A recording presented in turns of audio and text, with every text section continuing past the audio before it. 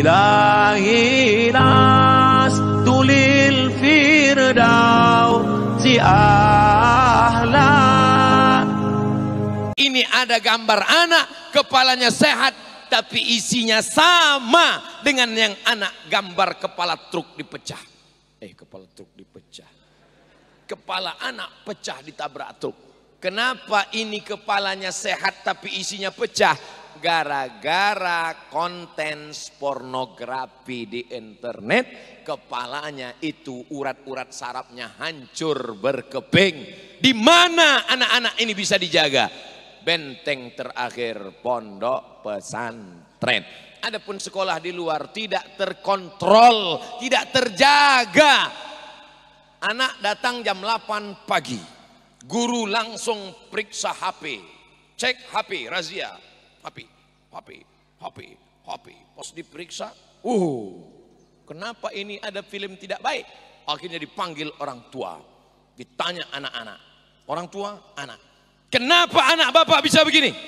Pas ditanya anaknya nggak takut, bapaknya yang pucat. Pas ditanya anaknya, kenapa kamu nggak ada rasa takut? Bukan punya saya, punya papa. Ini yang saya ceritakan, ini true story, kisah nyata. Tidak ada yang bisa menyelamatkan generasi bangsa ini kecuali pondok pesantren. Terserah orang mau mengatakan apa. Ada yang mengatakan pesantren sarang teroris, ada yang mengatakan pesantren cikal bakal radikalisme, ada yang mengatakan pesantren tempatnya orang-orang nahat, orang jahat, orang-orang nakal. Terserah. Yang penting saya azam tekad kuat, kapanpun sampai mati saya tetap mengatakan benteng terakhir pertahanan bangsa ini adalah pondok pesantren. Setuju atau tak setuju? Dulu Partai Komunis Indonesia ketika mereka ingin mengadakan kudeta, menukar konstitusi Pancasila, mereka tidak setuju dengan sila pertama, ketuhanan yang Maha Esa. Karena kata komunis Tuhan itu tidak ada. Apa kata mereka? Tuhan tidak ada. Yang ada hanya hantu. Tuhan. Kata mereka Tuhan dengan hantu itu sama. Tuhan tidak pernah menciptakan manusia. Manusialah yang menciptakan Tuhan dalam kepalanya. Berhalusinasi. Tuhan itu hanyalah hayalan. Tuhan itu hanyalah imajinasi. Tapi ketika komunis datang ingin menggulingkan pemerintahan yang resmi, siapa yang mereka bantai pertama? Ulama mereka fitnah. Ulama mereka culik. Mereka congkel matanya. Mereka bunuh.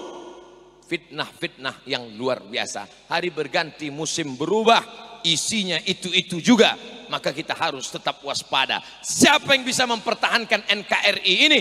Negara Kesatuan Republik Indonesia akan tetap tegak berdiri kalau pondok pesantren masih tetap meneriakkan Allahu Akbar.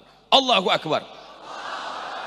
Bangga kita, Hari Santri Nasional tanggal 22 Oktober, Hari Pahlawan tanggal 10 November. Apa hubungan 22 Oktober dengan 10 November? Jihadnya 10 November, fatwanya keluar 22 Oktober. Anak-anak santri harus ngerti sejarah itu. Datang ulama-ulama, datang jenderal-jenderal, datang pejuang-pejuang ke rumah Hadratus Syekh Kiai Haji Hashim Asy'ari di pondok pesantren di Tebu Ireng Jombang, meminta fatwa karena ini Belanda sudah menyerang. Minta fatwa orang yang ragu-ragu berperang, jihad. Karena takut mereka, ini bukan jihad, ini jahat. Maka keluarlah fatwa tanggal 22 Oktober, keluar fatwa resolusi jihad melawan penjajah, pecah perangnya 10 November. Dari 22 Oktober ke 10 November ada 18 hari untuk sholat tahajud menguatkan semangat. Maka dikatakanlah negeri ini merdeka atas perjuangan para santri, para ulama, maka kita pun dikatakan atas berkat rahmat Allah yang Maha Kuasa dan keinginan luhur bangsa Indonesia, dengan ini menyatakan kemerdekaannya. Jadi jangan mau dibenturkan antara Pancasila dengan Allahu Akbar. Jangan dikatakan orang yang bertakbir itu anti NKRI, dan jangan pula yang merasa yang NKRI itu anti agama. Kenapa? Karena agama Islam dengan negara kesatuan Republik Indonesia tak dapat dipisahkan. Betul? Islam rahmatan lil alamin. Bayangkan kalau setiap kerajaan-kerajaan Islam itu mau merdeka semuanya. Kerajaan Banjar Islam mau merdeka. Kerajaan Siak kampung halaman saya Islam mau merdeka. Kerajaan Delhi Islam mau merdeka. Kerajaan Aceh Samudra Pasai Islam mau merdeka. Sudah lama Indonesia ini bubar. Yang paling cinta dengan NKRI adalah mereka, sultan-sultan kerajaan menyerahkan kedaulatan demi persatuan. Belanda satu negara, Rusia satu negara, Korea satu negara, Eropa terdiri dari banyak suku-suku. Ada orang Prancis, ada orang Jerman, ada orang Inggris, ada orang Belanda. Sampai hari ini negara kecil, tapi kita berbeda. Dulu negara kecil, namanya negara Kerajaan Banjar. Mufti yang dikirim dari Kerajaan Banjar disuruh belajar ke Makkah, Syekh Muhammad Arsyad Al-Banjari, pulang menjadi cahaya pencerah. Tapi kemudian mana kerajaan itu sekarang? Sultannya ada, tapi sultannya menyerahkan kedaulatan karena cinta kepada negara kesatuan Republik Indonesia. Halakamruun, celaka. Siapa itu orang yang celaka? Lam ya'rif qadrahu, orang yang tidak mengerti sejarah bangsanya. Makanya anak-anak kita mesti diajarkan sejarah. Di mana dia belajar sejarah itu? Di pondok pesantren. Makanya Bapak Ibu yang bisa memberikan ilmunya, pergi ke pesantren, adakan seminar. Yang ada punya kekuasaan, tolong pondok pesantren dengan tenaganya. Yang bisa berceramah dengan suaranya. Yang ada ilmu bahasa Arab, mengajar di sana. Kami nggak punya ilmu Pak Ustadz. Punya uang? Enggak juga, mati aja. Oh, kejam sekali Ustadz Somad. Di depan kita ada kotak. Itu kotak infak, wakaf, sodakoh, nanti akan disalurkan ke pondok-pondok pesantren. Tapi melihat kotak ini saya pesimis. Masyarakatnya ramai, kotaknya cuma 2. Padahal ini yang akan masuk nanti berjuta-juta. Tapi nggak apa-apa karena masyarakat kita sudah terbiasa dengan transfer banking. Wah, kirimkan ke nomor rekening berikut ini. Pondok Pesantren Raha Rasyidiyah Khalidiyah. Mudah-mudahan ini menjadi amal jariah kita insyaallah. Amin. Alhamdulillah Ustaz Somad. Kemarin ketika Ustaz Tablik Akbar cerita tentang peran pesantren, maka tetangga saya yang dulu pelit, bakhil, medit, kedekut, sekarang sudah dermawan. Dia masukkan uang. Dulu kalau sedekah cuma 2.000 Pak Ustaz. Sekarang 2.500. Ada peningkatan sedikit. Sebarkan kotak-kotaknya, panitia berikan. Bapak Ibu yang mau cepat masuk surga jangan cuma duit, sama dompetnya sekalian. KTP-nya ambil dulu. Susah buat KTP sekarang. Masya Allah, tabarakallah. Inilah yang akan menolong kita di hadapan Allah Subhanahu wa taala. Ma'akalta. Tertulis sudah di situ. Infak. Angkat sedikit Ananda. Infak ponpes raha. Infak. Kenapa tidak dibuat wakaf? Karena kalau wakaf itu ada 4 rukun. Pertama orang yang berwakaf, yang kedua orang menerima wakaf, yang ketiga benda yang diwakafkan, yang keempat ada ijab dan qabul. Bayangkan kalau kotak wakaf semuanya ijab qabul, malam baru selesai. Makanya yang mau berwakaf nanti langsung datang ke Raha. Tapi yang ini untuk sodakohnya. Berikan apa yang bisa kita berikan. Ke saya tolong jangan dibawa kotaknya. Saya dompet saya tinggal. Nanti saya akan titipkan melalui panitia insya Allah. Saudaraku yang dimuliakan Allah Subhanahu wa taala, dawu mardakum, obati orang yang sakit di antara kamu, bisadaqah. Obati orang yang sakit dengan sodakoh, bukan somat, sodakoh. Kata Nabi SAW, kalau ada di antara kalian yang sakit, maka obati dengan sodakoh. Ke dokter, sudah. Spesialis jantung, sudah. Ke dukun, jangan. Nanti saya bilang ke dukun sudah. Man atakahinan, siapa yang datang ke dukun, fasaddaqahu bima yaqul, percaya pada ucapan dukun, falam tuqbal lahu salatun arba'ina lailah, tak diterima salatnya 40 hari 40 malam. Jangan datang ke dukun. Hai dukun-dukun, top kalian. Ustaz nunjuk siapa nih? Nunjuk kamera. Mudah-mudahan dukunnya nonton streaming. Wahai dukun-dukun, bertobatlah kalian sebelum kalian mati nanti. Sakaratul maut sudah tak lama lagi mendekat. Oleh sebab itu maka di antara cara berobat, kata Nabi sallallahu alaihi wasallam, dau mardakum, obati orang yang sakit dengan sedekah. Nanti setelah bersedekah, malamnya tawassul. Ya Allah, aku bertawassul kepada Engkau, berkat sedekahku maka sembuhkanlah anakku, berkat sedekahku hamillah istriku. Mana tahu, mohon maaf istrinya belum juga hamil. Berkat sedekahku mudahkanlah anakku ikut CPNS ya Allah. Tapi jangan sampai jadi ngancam Allah. Ya Allah, kalau ini sukses nanti aku bersedekah, tapi kalau enggak lulus sampai mati enggak sedekah. Nah, itu jangan. Allah tidak bisa diancam, tapi bertawassul dengan sedekah baik. Ya ayyuhalladzina amanu taqullah, hai orang-orang yang beriman, bertakwalah kepada Allah. Wabtaghu ilaihil wasilah, mencari wasilah kepada Allah. Bapak Ibu yang dimuliakan Allah Subhanahu wa taala, mudah-mudahan yang ada sakit-sakit pulang dari majelis ini diberikan Allah kesembuhan.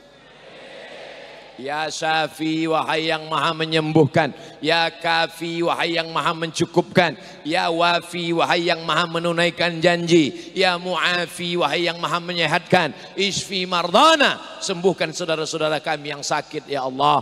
Allahumma inna natawassalu ilaika, kami bertawassul kepada Engkau bijahi nabiyika Muhammad sallallahu alaihi wasallam, dengan kemuliaan sayyidina wa maulana Muhammad sallallahu alaihi wasallam, antashfi mardana, sembuhkan saudara-saudara kami yang sakit ya Allah. Doanya sudah, sedekahnya belum, gimana mau sembuh? Saya banyak orang lihat saya sakit, Ustadz sehat, Ustadz makan obat apa? Saya tak ada makan obat apa-apa. Tadi minum teh manis, air putih, makan nasi kuning, makan nasi putih. Masya Allah, tabarakallah. Dengan Ustadz ini bebek nggak pakai tulang. Wow, amazing. Di tempat lain kita makan sop tulang nggak ada daging. Di Amontai makan daging nggak pakai tulang. Luar biasa. Ini akan saya bawa pulang nanti. Bukan dagingnya, ceritanya. Kalian mau makan daging nggak pakai tulang, bebek nggak pakai tulang, di mana? Datang ke Amontai. Ongkosnya Pak Ustadz, mana aku tahu. Saudaraku yang dimuliakan Allah Subhanahu wa taala, maka banyak-banyak sedekah. Ada 3 orang terjebak di dalam gua, hujan gerimis turun, mereka pun berteduh. Ketika berteduh dalam gua, tiba-tiba menggelinding batu besar dari atas, menggelinding batu besar turun tepat menutup pintu gua. Gelap. Bagaimana rasanya gelap? Pejamkan mata. Gelap. Kita sekarang kalau gelap tinggal buka HP, terang, senter ada. Di saat itu tidak ada, gelap. Bagaimana caranya? Tidak ada lain kecuali berdoa, bertawassul kepada Allah. 3 orang, yang satu berkata, ya Allah, aku punya pembantu. Pembantuku itu mau ambil gajinya, tapi kemudian dia pergi entah kemana. Lalu tak lama dia pun datang. Gajinya itu aku belikan ke kambing. Kambingnya beranak pinak, bercucu cicit. Kambingnya banyak berkembang.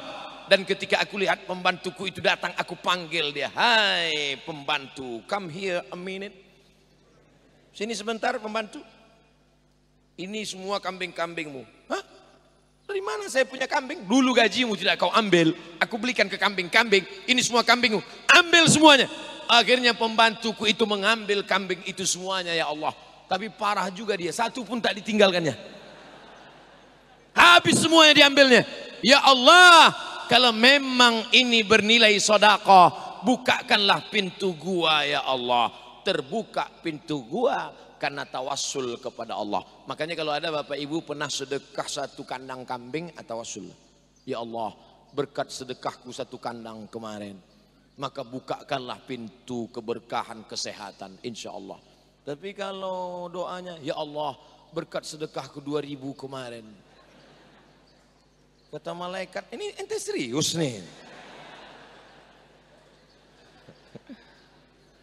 Buang air kecil aja sekarang udah naik 3000. Masa mau minta kesembuhan 2000? Ustaz nyindir ya? Enggak, jangan tersinggung.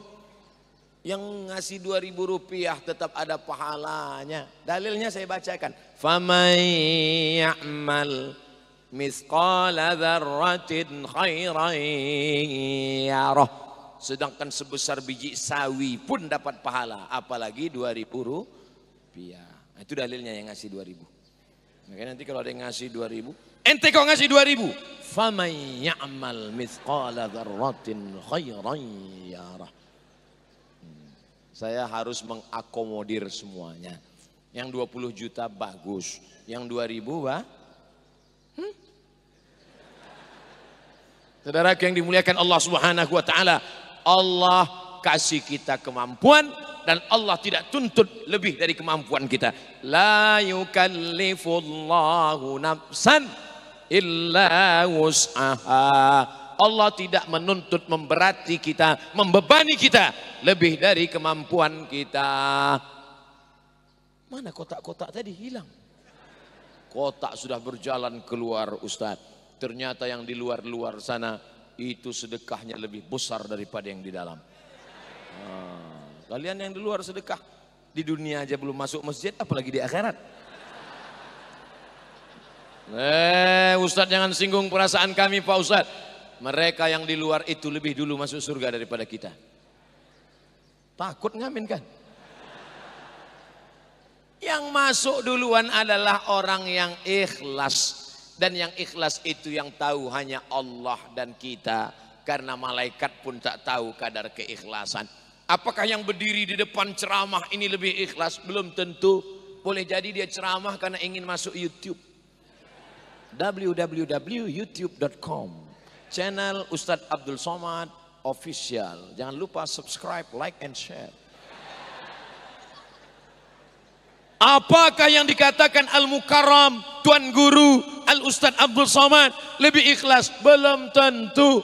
Boleh jadi setelah ceramah dia langsung buka HP, lihat berapa like, berapa share. Abdul Somad between haters and lovers. Artinya apa? Kita senantiasa menjaga diri, menjaga hati. Uang sudah disimpan 100.000, diremuk-remukkan supaya orang nggak ngelihat. Nanti kalau kotak lewat aku berikan. Tiba-tiba begitu kotak lewat, datang tersirat di hati. Jangan, nanti kau ria, kau sombong. Kotak lewat, nggak jadi. Saat itu setan sudah berhasil. Apa kata setan? Alhamdulillah. Setan kok alhamdulillah? Apa kata setan? Alhamdulillah iblis. Segala puji untuk iblis. Iblis itu bos dia. Dipuji-pujinya selalu. Nama bosnya iblis. Nama anak buahnya setan. Makanya setan ada bentuk jamaknya. Setan 1, 2 syaitoni, 3 syayatin. Iblis only one. Karena dia saja 1. Adapun yang kita baca ayat kursi bisa mati. Baca ayat kursi tiba-tiba bangun pagi ada debu-debu, berarti dia mati terbakar. Itu adalah setan. Sedangkan iblis nanti sampai hari kiamat. Kalau untuk selevel-level kita ini, iblis nggak mau turun tangan. Cukup ya setan kelas-kelas ekonomi aja lah. Menggoda waktu ustadz pengajian, ada yang ngantuk, itu bukan urusan iblis. Ente aja lah. Setan. Nah, itu urusan ente. Maka dibawanya lagi kipas. Nina bobo, oh Nina setan. mau tidur. Tapi alhamdulillah dari ujung ke ujung mata saya melihat tidak ada satu pun yang mengantuk. Luar biasa. Yang mulai ngantuk nahan. Orang kalau dengar pengajian menguap itu dua kemungkinan. Pertama digoda setan, kedua cacingan. Kurang gizi. Orang amuntai tidak mungkin kurang gizi, makanannya bergizi. Apa makanannya? Bebek tanpa tulang. Apa makanannya? Ikan haruan. Apa makanannya? Nasi kuning pakai santan. Apa makanannya? Nasi pakai kelapa, pakai bungkus, namanya saya lupa. Apa makanannya? Ikan asin sapat. Masya Allah. Ternyata ada sapat di Indragiri Hilir, di Tembilahan, ada nama kampung Sapat. Maka dikenal dengan Datuk Sapat. Syekh Abdurrahman Siddiq Al-Banjari itu dikenal dengan Tuan Guru Sapat. Saya baru tahu di sini rupanya nama ikan. Ikan sapat. Jadi di sana dulu banyak ikan sapat. Dulu, sekarang ikan-ikan itu sudah mati gara-gara menangkap ikannya pakai racun. Dulu orang nangkap ikannya pancing, nangkap ikannya pakai jala, nangkap ikannya pakai perangkap. Sekarang disebar racun, limbah-limbah pabrik. Bukan cuma ikan itu yang mati, cucu-cucunya pun mati semua. Nanti kita tidak lagi bisa 20, 30, 40, 50 tahun yang akan datang. Kita tidak lagi bisa bercerita tentang sapat. Kita hanya bisa bercerita dulu. Zaman Ustadz Somad ada ikan namanya sapat. Sekarang ikan itu sudah punah satu spesies dengan dinosaurus. Yang jahat itu bukan Allah. Yang jahat itu bukan alam. Yang jahat itu adalah kita. Karena menghancurkan alam semesta. Siapa yang merusaknya? Kita. Tapi alhamdulillah di Amuntai tidak ada pohon kayu yang ditebang, tidak ada ikan-ikan yang mati. Jangankan di luar, di dalam masjid pun tumbuh bunga-bunga yang indah. Dalam masjid luar biasa. Saya sangka tadi bunga plastik, ternyata asli. Itu layu. Yang ini plastik, itu asli. Saudara yang dimuliakan Allah Subhanahu wa taala, apa bukti Islam itu rahmatan lil alamin? Ikan tidak boleh mati. Buktinya kambing mati, Pak Ustadz. Kambing mati, tapi matinya tidak boleh disiksa. Diambil pedang, ditusuk otak kecil kepala kambing. Tersiksa berdarah-darah, tidak boleh. Kemarin ada yang ngirim video ke saya, ikan hidup-hidup dikasih sambal, habis itu digigit kepalanya hidup-hidup. Dalam Islam nggak boleh. Idza qataltum fa ahsinul qitlah. Kalau membunuh, bunuh dengan baik. Mau bunuh, bunuh dengan baik. Pamit dulu, saya bunuh kamu ya. Membunuh binatang, bukan orang. Idza qataltum, kalau kamu mau membunuh, bunuh dengan baik. Bunuh apa contohnya? Uqtul aswadaini fis shalah. Bunuhlah dua yang hitam ketika sedang sholat. Allahu Akbar. Nampak dua yang hitam, kala jengking dan ular. Maka bunuh dengan baik. Gimana cara bunuhnya? Sekali pukul mati. Mati. Idza qataltum, kalau kamu membunuh, fa ahsinul qitlah. Wa idza dzabhtum fa ahsinuz dzabhah. Kalau menyembelih, sembelih dengan baik. Bagaimana menyembelih dengan baik? Falyurih dzabihatahu, buat binatang itu tenang, jangan stres, dan tajamkan pisaunya. Pisaunya tajam. Jangan ibu karena marah sama ayam selalu masuk rumah lalu dipotong pakai pisau tumpul. Awas kok ayam, nanti ku potong pakai pisau tumpul. Motongnya pakai gunting kuku. Ya boleh nyisa binatang. Potong sekali tarik, putus. Bismillah, Allahu Akbar. Putus. Tapi yang putus itu cuma dua urat. Urat nafas dengan urat makan. Bukan lehernya putus sekalian. Putus. Masya Allah, tabarakallah. Islam mengajarkan sampai cara membunuh binatang. Padahal tidak boleh dimakan. Kalajengking, ular. tetap dijaga. Islam mengajarkan kelembutan. Kambing tetap mendapatkan rahmat, sapi tetap mendapatkan kasih sayang Allah. Siapa yang mengajarkan ini kalau bukan Sayyidina wa Maulana Muhammad sallallahu alaihi. Ustadz kok cerita kambing, cerita ayam, cerita sapi, cerita ular, cerita kalajengking, sedangkan ular dan kalajengking saja dapat rahmat dengan kedatangan dia, apalagi kita manusia.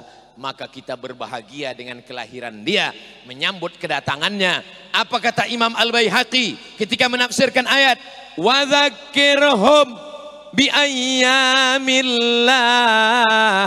wa dzakirhum, ingatkan mereka, bi ayyamillah, tapi terjemahannya bukan ayyamillah, hari-hari Allah. Kata Imam Al-Baihaqi, makna ayyamillah wa dzakirhum bi ni'amillah, ingatkanlah mereka dengan nikmat-nikmat Allah. Ingat nikmat sehat, ingat nikmat umur, ingat nikmat aman, ingat nikmat damai, ingat nikmat iman, ingat nikmat Islam. Tapi nikmat terbesar di antara nikmat adalah nikmat kedatangan Nabi Muhammad sallallahu alaihi. Makanya nanti kalau ada undangan maulid, hadirilah maulid bersama Bapak Bupati, hadirilah maulid bersama Bapak Kapolres, hadirilah bersama Bapak Dandim, Bapak Kasdim. Itu sesungguhnya isi dari maulid itu adalah mengingat nikmat terbesar, nikmat datangnya Nabi Muhammad sallallahu alaihi wasallam. Lalu anak-anak kita kemudian membaca maulid, sallallahu ala Muhammad marhaba, sallallahu alaihi wasallam marhaba.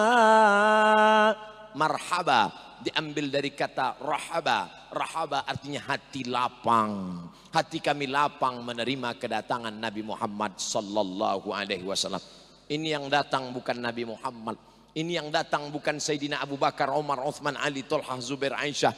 Yang datang pewaris para nabi, yang datang keturunan nabi, para habaib al-ulama warathatul anbiya.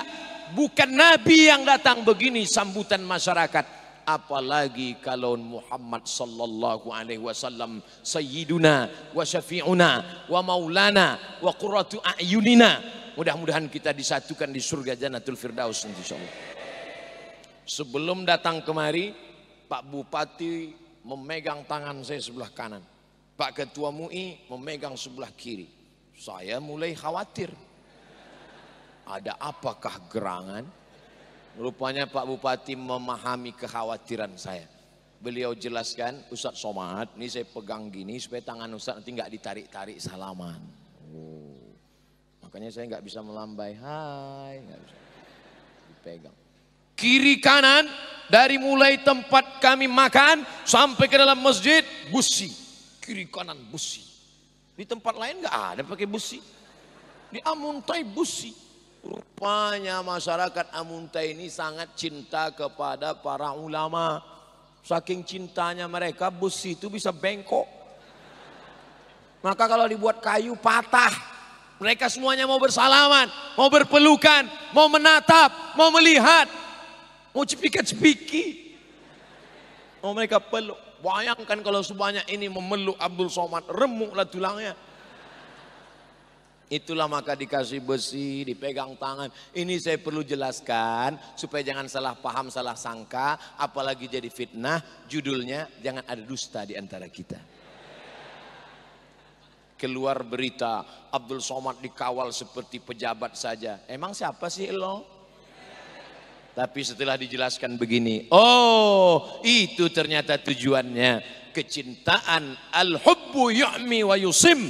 Cinta membuat orang buta, cinta membuat orang tuli. Kalau sudah cinta buta, tai ayam rasa, ya rasa tai kambing. Saudaraku yang dimuliakan Allah Subhanahu wa taala, kenapa Ustadz Somad dari tadi ceramah memandangnya ke kiri ke kanan saja? Sebab kalau saya pandang ke belakang, isi ceramah saya hilang. Grogi, brother.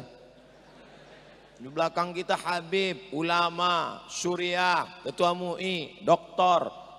Maka nanti adik-adik kalau ceramah gitu caranya. Jangan lihat di belakang, ke depan aja. Anggap yang ada di depan nih semuanya hamba Allah. Bumi yang dipijak punya Allah. Yang di depan nih hamba Allah. Jangan dipedulikan. Nanti gitu. Mau latihan ceramah pesantren gitu. Assalam. Jangan tengok matanya. Tengok aja. Tapi cukup dalam hati aja. Jangan diomongin. Jangan nanti maju ke depan. Assalamualaikum warahmatullah. Kalian ini gak ada apa-apanya. Kalian ini semua manusia biasa. Aku hamba Allah, kalian hamba Allah. Apa ini, sombong kan? Bersama kita di dalam masjid rumah Allah. Bersama kita dalam masjid warisan Rasulullah. Hendaknya bersama pula kita dalam surga Jannatul Firdaus. Ya Allah, satukan aku Abdul Somad dengan Muallim Dr. Muhammad Sabran dalam surga Jannatul Firdaus. Dengan para kiai Suriah NU, ketua MUI, para habaib, tuan-tuan guru, ya Allah. Tapi rasanya tak layak tangan ini memegang tangan Rasulullah karena banyak dosa. Tak layak mata ini melihat Rasulullah karena banyak dosa. Tak layak bibir ini mencium tapak tangan Rasulullah.